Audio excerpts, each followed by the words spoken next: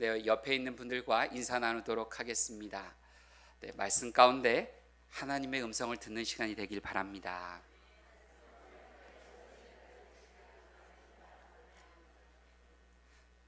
네, 이 시간 제가 오늘 설교 말씀을 준비하면서 며칠 동안 오늘 예배를 통해 고난 가운데 있는 분들에게 하나님의 위로와 희망이 전해지면 좋겠다는 마음을 가졌고 또 그렇게 기도하며 설교를 준비했습니다. 오늘 본문은 바벨론이 남유다를 침략해서 무너뜨리고 잡아간 이 포로들을 위해서 쓰여진 글입니다. 나라가 망하고 가족들이 전쟁으로 죽고 또 남은 가족들은 뿔뿔이 흩어져서 예루살렘에서 바벨론까지 1500km가 넘는 그 길을 포로로 끌려가게 됩니다. 그곳에서 이들은 종이 된 것입니다. 바벨론에 끌려간 사람들은 유대의 장로들과 제사장들과 예언자들이었습니다. 예레미야 선지자는 바벨론에 끌려가 하나님께 버림받았다고 생각하며 절망 가운데 있는 이스라엘 온 백성들에게 하나님의 위로와 하나님의 계획을 전하였습니다. 12절과 13절 말씀 함께 읽겠습니다. 너희가 내게 부르짖으며 내게 와서 기도하면 내가 너희들의 기도를 들을 것이요 너희가 온 마음으로 나를 구하면 나를 찾을 것이요 나를 만나리라. 아멘. 이렇게 말씀하셨습니다. 강대국 바벨론 왕은 이스라엘 사람들을 하찮은 식민지 나라에 개미만도 못한 자들로 여겼습니다.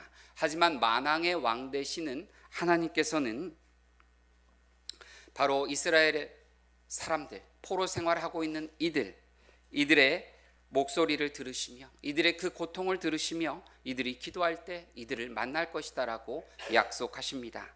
여러분, 이 말씀은 오늘을 살아가는 우리에게도 얼마나 큰 위로가 됩니까? 하나님께서는 지금 바로 우리의 기도를 듣고 계십니다.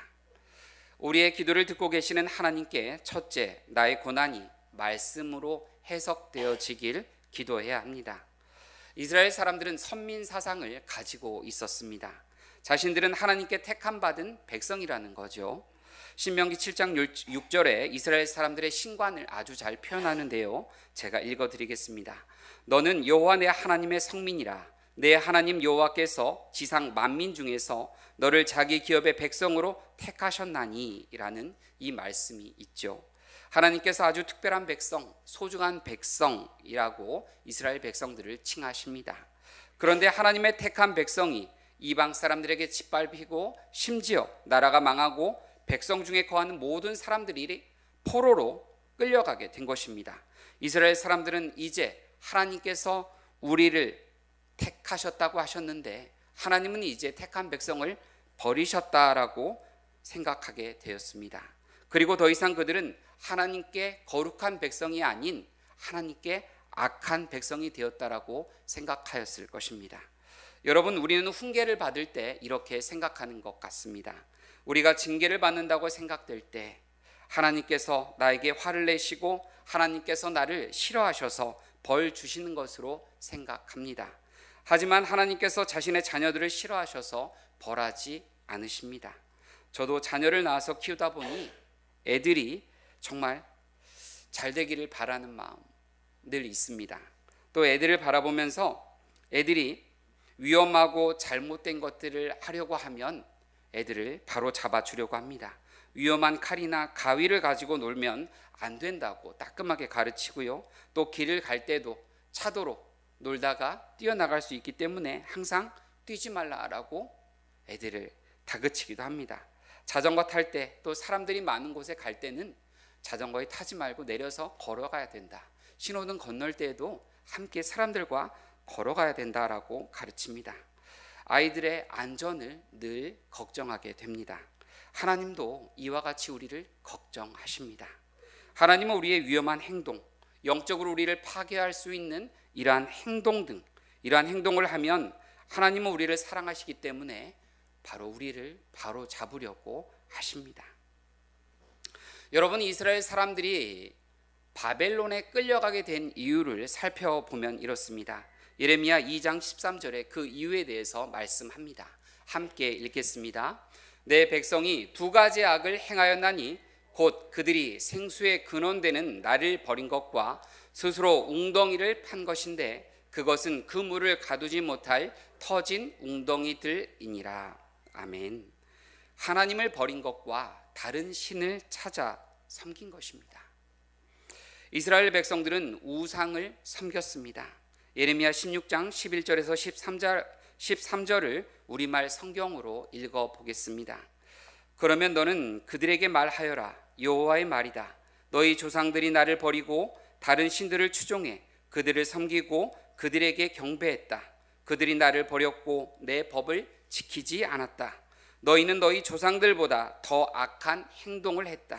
너희 각자가 자기의 악한 마음에 완고함을 따르고 내게 순종하지 않았다. 함께 읽습니다. 그러므로 내가 이 땅에서 너희를 끌어내어 너희 조상들이 알지 못하던 땅으로 쫓아낼 것이다. 그리고 그곳에서 너희가 밤낮으로 다른 신들을 섬길 것이다. 이는 내가 너희에게 은혜를 베풀지 않을 것이기 때문이다. 아멘.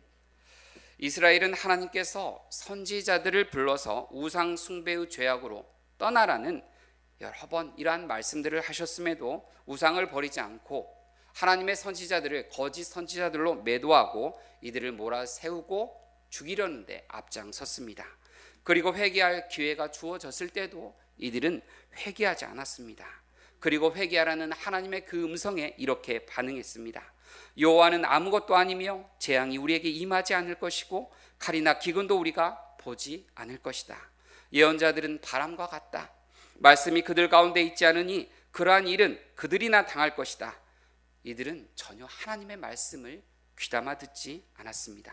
그리고 예레미야 32장에 보면 성전 안까지 우상을 가져다가 섬겼고 성전을 더럽혔습니다. 이스라엘 백성들은 또한 율법을 지키지 않았습니다. 이스라엘 백성들은 하나님께서 주신 가나안 땅에 정착해 살게 되면서 율법을 지키지 않았습니다. 하나님께서는 6년 동안 땅을 경작하고 7년째 되는 해에 그 땅을 쉬게 하라는 안식년을 주셨지만 이들은 그 말씀을 따르지 않고 계속적으로 소출을 거뒀습니다. 하나님께서는 7년째 안식년에 심지 않아도 생기는 그 소출, 그것은 주인의 것이 아닌 종과 고아와 객과 과부, 또 어려운 이웃들, 또 가축이 먹을 수 있도록 하여야 했습니다. 하지만 이스라엘 백성들은 매년 그 땅에 자신들의 씨앗을 심어서 소득을 거둬서 자신들이 가져갔습니다. 이스라엘 사람들이 가나안 땅에 정착하고 바벨론에 정복당하여 포로로 끌려가기까지 바로 490년 동안 이들은 이스라엘 땅에서 살았습니다. 그러면서 가나안 땅에 안식년을 주지 않았는데요. 하나님께서 이스라엘 백성들이 주지 않았던 그 안식년을 이스라엘 땅에게 돌려주겠다라고 말씀하십니다. 이스라엘 백성들이 빠뜨렸던 그 70번의 안식을 주는데요. 이스라엘 백성들은 그 결과 70년 동안 이스라엘 땅에 돌아오지 못하게 될 것이다라고 말씀하십니다. 10절 말씀 함께 읽겠습니다. 여호와께서 이와 같이 말씀하시니라. 바벨론에서 70년이 차면 내가 너희를 돌보고 나의 선한 말을 너희에게 성취하여 너희를 이곳으로 돌아오게 하리라. 아멘. 우리 죄악을 하나님께서 용서해 주십니다. 하지만 죄의 결과가 바로 없어지지는 않는 경우가 많이 있죠. 이스라엘 백성들은 죄를 지었고 바벨론에서 나라가 망하고 이들은 포로로 끌려가게 됩니다. 그리고 바벨론에서 포로 생활을 70년 동안 하게 됩니다. 이들이 바벨론에서 포로 생활을 잘한다고 포로 생활이 줄어드는 것은 아닙니다. 하나님께서 70년을 이들에게 정해 주셨기 때문에 그렇습니다. 70년의 시간은 우상을 숭배하며 하나님의 율법을 거역하던 이스라엘 백성들이 온전히 새로워지는 시간이었습니다. 70년은 이스라엘 백성들의 영적인 치유의 시간이었습니다.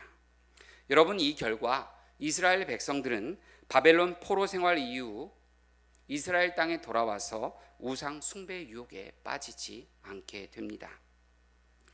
남유다가 망하고 성전이 파괴되고 백성들이 바벨론의 포로로 끌려가 70년 동안 고난을 겪게 된 것은 어떻게 보면 분하고 원통한 일입니다. 정말 억울한 일입니다. 하지만 하나님께 불순종하며 우상을 섬기며 살아가는 백성을 돌아오게 하시려는 하나님의 그 계획이 있었습니다. 하나님을 떠난 그 백성을 살리려는 하나님의 방법이었습니다. 하나님의 사랑이었습니다. 이스라엘 백성들을 구원하기 위해서 하나님은 이방 나라 바벨론을 도구로 사용하셔서 이스라엘을 치신 것입니다. 이스라엘 백성들은 물과 불과 같은 그러한 고난을 겪으면서 하나님의 말씀이 들리게 되었습니다. 하나님의 말씀이 들리게 되자 이들은 회개합니다. 바벨론에서 받은 70년의 고난, 이 고난은 바로 하나님을 만나는 귀한 시간이었습니다. 이스라엘 백성들은 하나님의 성전 예배를 그리워하게 됩니다. 어찌 보면 바벨론에서 70년의 고난은 이스라엘 역사에서 이들은 피하고 싶겠지만 꼭 필요한, 있어야 되는 시간입니다. 혹시 여러분 중에 자신이 불과 같은, 물과 같은 그러한 고난을 겪고 있다고 생각하는 분이 계십니까? 이 고난을 없애달라고, 이 고난만을 없애달라고 하나님께 기도하고 계십니까? 아니면 내가 하나님 고난을 겪어야 한다면 정말 작은 고난, 이 손톱만큼 요만한 고난만 지나게 해달라고 기도하고 계십니까? 어떤 분은 남편의 고난을 겪고 계신 분도 있고, 또 배우자의 고난을, 아내의 고난을 겪는 분도 있고, 자식의 고난을 겪는 분도 있습니다. 또 직장의 고난과 또 재정의 고난을 겪는 분도 있을 것입니다. 여러분, 하지만 지금 내가 겪는 이 고난이 나에게 필요한 고난이다라고 생각하는 분이 계십니까? 주님은 고난을 두려워하는 우리에게 말씀하십니다. 이사야 43장 2절 말씀 함께 읽겠습니다. 내가 물 가운데로 지날 때 내가 너와 함께 할 것이라. 강을 건널 때 물이 너를 침몰하지 못할 것이며 내가 불 가운데로 지날 때 타지도 아니할 것이요 불꽃이 너를 사르지도 못하리니. 아멘. 우리가 물 가운데로 지날 때 우리를 침몰하지 못하게 할 것이고, 우리가 불 가운데로 지날 때 우리를 불사르지 못하게 할 것이다라고 하나님은 말씀하십니다. 사랑하는 여러분, 여러분이 고난 가운데 계실 때 고난을 피하기보다 주님께 이렇게 기도하시면 좋겠습니다. 주님, 주님의 말씀을 들을 수 있도록 귀를 열어 주시옵소서. 주님의 말씀이 들리게 하여 주시옵소서. 그리고 말씀이 들리는 만큼 나의 죄를 깨닫고 회개하는 역사가 있게 하여 주시옵소서. 여러분, 이렇게 기도하는 저와 여러분들이 되시기를 바랍니다. 우리의 기도를 듣고 계시는 하나님께 둘째, 일상의 평안을 위해 우리는 기도해야 합니다.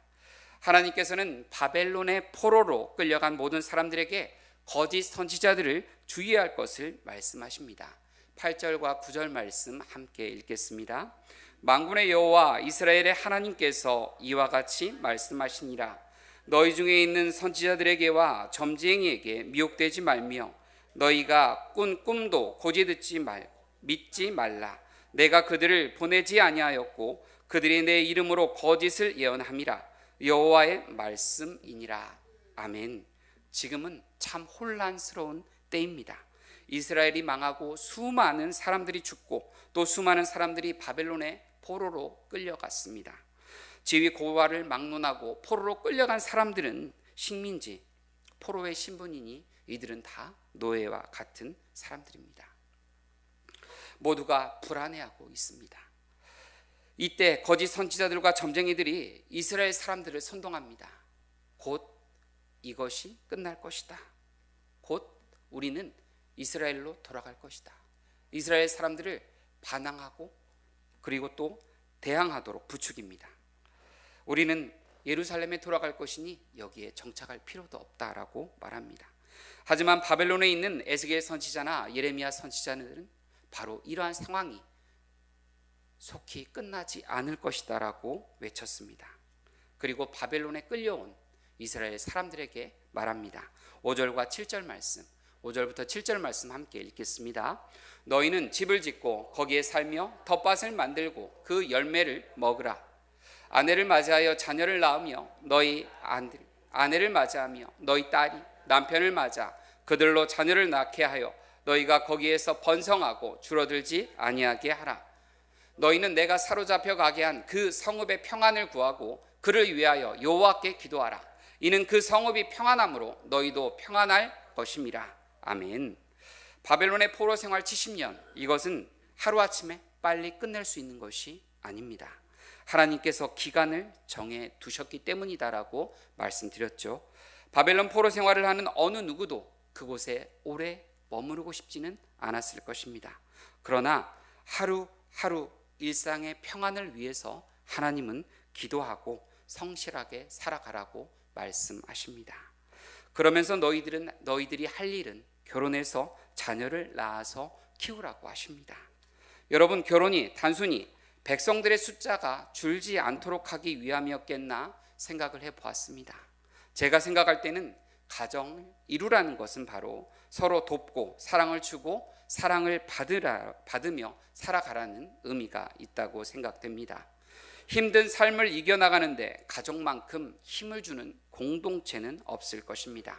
아프리카 속담에 빨리 가려면 혼자 가고 멀리 가려면 함께 가라는 말이 있습니다.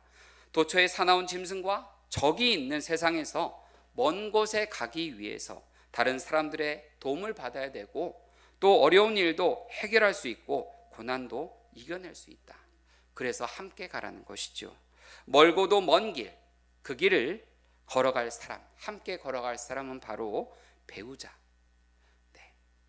원어로 보면 에제르라고 하죠. 돕는 자입니다. 그래서 여러분의 배우자들을 귀하게 생각하시기 바랍니다. 네, 여러분들의 배우자를 귀하게 생각하시기 바랍니다. 네, 제가 남자분들만 모아놓고 설교할 기회가 있다면 똑같이 말씀을 전하겠습니다. 네, 우리가 혼자 사는 것보다 사랑을 주고받고 할 때 힘을 얻고 건강하게 살 수 있습니다. 저와 여러분이 고난 속에서 더 사랑이 깊어가는 가정을 이루시길 예수님의 이름으로 축복합니다. 좀 이해할 수 없는 부분, 바로 바벨론의 평안을 위해서 기도하라는 내용입니다. 제가 설교를 준비하면서 참고한 자료에는 바벨론이 평안해야 사회적 가장 약자인 잡혀간 포로들, 이 이스라엘 포로들에게 피해가 안 갈 것이기 때문이다라고 말씀합니다. 바벨론 정국이 불안하여 다툼이라도 일어나게 되면 사회적으로 약자인 포로들에게 그 화살이 돌려져 이들은 피해를 볼게 될 것이다 라고 말합니다.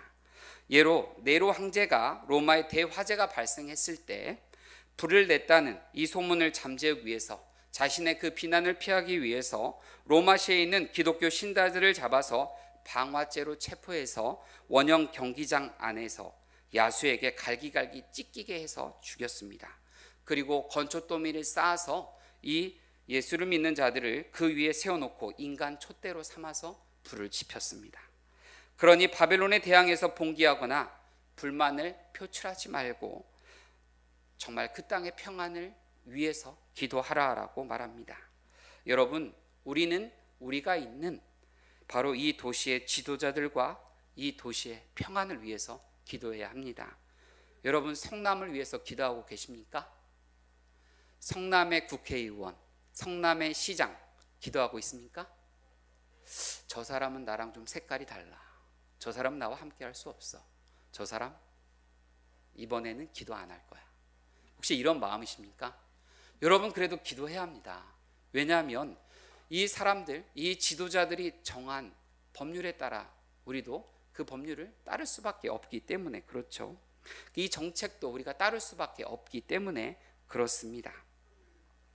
우리가 기도하면 주님께서 우리에게 더 좋은 리더십과 경건한 리더십들을 허락하여 주실 것입니다. 더 좋은 지도자들을 허락해 주실 것입니다. 여러분 또한 교회 지도자들을 위해서도 기도해 주십시오. 장로님들, 또 안수 집사님, 권사님들, 또 목회자들 위해서 여러분이 기도하셔야 합니다. 마음에 안 든다고 이렇게 기도하다가 건너뛰어서 다음 사람 기도하고, 네, 제가 새벽에 기도하다가 들었습니다. 순서가 분명히 이렇게 되는데 건너뛰셨습니다. 여러분, 그렇게 하시면 안 됩니다. 다 기도하셔요. 네. 여러분, 우리가 장로 선출이 있습니다. 여러분, 기도 꼭 하셔야 됩니다.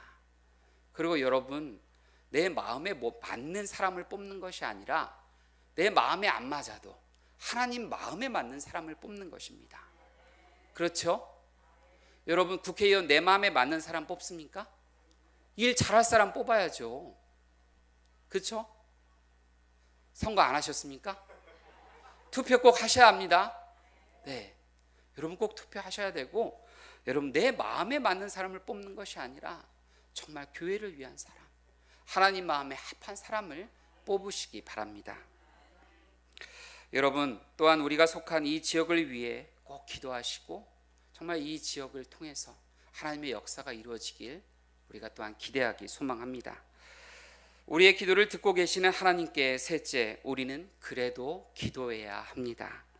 11절 말씀 함께 읽겠습니다.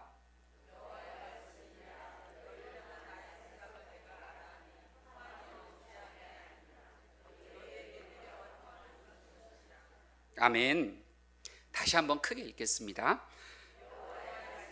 너희를 향한 나의 생각을 내가 아나니 평안이요 재앙이 아니라 너희에게 미래와 희망을 주는 것이니라. 아멘. 하나님 우리의 영적인 부분을 보시면서 훈계하십니다. 주님은 사랑하는 자를 훈계한다고 말씀하셨습니다. 눈물로 바벨론 포로 생활하는 이스라엘 백성들에게 하나님은 바로 자신의 생각을 나타내 보여주시는데요, 내가 너희를 향한 생각은 바로 재앙이 아니라 너희에게 평안을 주는 것이다, 너희에게 희망과 미래를 주는 것이다 라고 말씀하십니다. 여러분을 향한 하나님의 생각은 재앙이 아니라 여러분을 향한 바로 하나님의 그 생각은 여러분에게 평안을 주는 것이고 여러분에게 희망과 미래를 주는 것입니다. 하나님의 이 말씀을 붙드시길 바랍니다. 나의 계획은 절망의 상황, 더 내려갈 수 없는 그 인생의 가장 밑바닥과 같은 곳에 서 있는 너희에게 미래와 희망을 주는 것이다 라고 주님은 말씀하십니다. 이것이 바로 하나님의 역전입니다. 사람으로는 생각할 수 없는 것을 하나님은 생각하시고 꿈꾸게 하십니다. 이것이 바로 우리의 인생 가운데 향하신 하나님의 계획이고 하나님의 역전임을 기억하시기 바랍니다. 12절 13절 말씀 함께 읽겠습니다. 너희가 내게 부르짖으며 내게 와서 기도하면 내가 너희들의 기도를 들을 것이요 너희가 온 마음으로 나를 구하면 나를 찾을 것이요 나를 만나리라. 아멘. 주님은 내게 와서 기도하면 내가 너희의 기도를 들을 것이다 라고 말씀하십니다. 우리는 하나님의 뜻과 생각을 알기 위해서 기도해야 합니다. 그리고 하나님의 뜻에 순종하기 위해서 기도해야 합니다. 우리가 기도하지 않으면 우리는 나의 생각을 따라서 살아가게 됩니다. 하지만 우리가 기도하면 우리는 하나님의 뜻을 따라서 살아가게 됩니다. 우리가 기도하지 않으면 나의 힘으로 살아가지만 우리가 기도할 때 우리는 하나님의 힘으로 살아가게 됩니다. 여러분, 새벽마다 마가복음을 따라 걷는 지금 새벽 기도회가 열리고 있습니다. 여러분 함께하고 계시죠? 네. 여러분 힘으로 살아갈 것입니까? 하나님의 힘으로 살아갈 것입니까? 네, 생각하시고 이 새벽 기도회를 통해 하늘의 은혜를 마음껏 누리시는 저와 여러분들이 되시기를 바랍니다. 여러분, 이제 말씀을 마무리하면서 에스더서의 기도와 사도행전의 기도를 보고 마치도록 하겠습니다. 여러분, 에스더의 기도 기억하시죠? 특별히 에스더는 왕비지만 하만의 음모로 민족이 멸망당하는 큰 위기가 닥치자 에스더는 사흘을 금식하면서 바로 이때를 위해 하나님께서 나를 왕으로 준비시키셨다, 내가 죽으면 죽으리라 하는 이 믿음을 목숨을 건 이 기도로 왕 앞에 나가게 되고 민족을 살리게 됩니다. 여기 우리 집사님, 권사님, 제가 보니까 에스더보다 더 예쁘십니다. 여러분, 더 예쁘시다니까요. 예쁘단 소리 많이 못 들어보셨습니까? 많이 들어보셨을 것 같은데, 사실 제가 에스더를 본 적은 없습니다. 하지만 분명히 여러분과 같을 것 같습니다. 여러분 꼭 에스더 왕비와 같은 민족을 살리는 그러한 기도를 하시기를 바랍니다. 또 사도행전 12장에 보면 헤롯이 유대인들의 환심을 사기 위해서 초대교회 대표자들을 잡았습니다.